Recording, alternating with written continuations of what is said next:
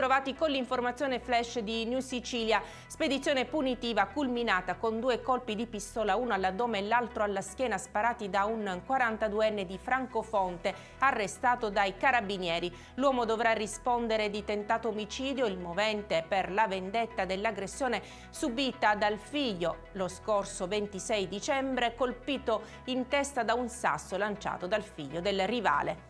Giudizio immediato per Pippo Gianni, 77 anni, sindaco di Priolo nel Siracusano. Dal 3 ottobre agli arresti domiciliari con l'accusa di concussione. Gianni, sospeso dalla carica per effetto della legge Severino, è accusato dalla procura di aver esercitato pressioni nei confronti di 2 aziende del polo del petrolchimico per assunzioni.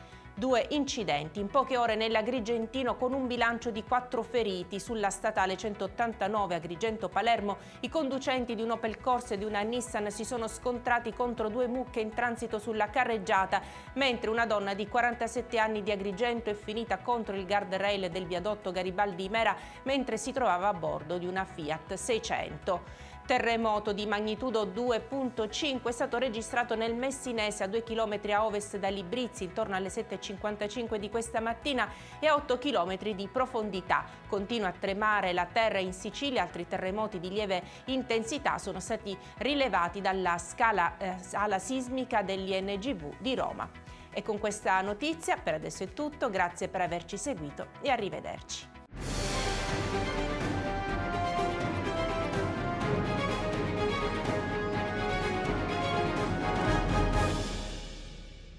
Procar, centro assistenza autorizzato BMW e Mini, adesso anche BMW Motorrad, via George Marshall 7, Mister Bianco, Catania.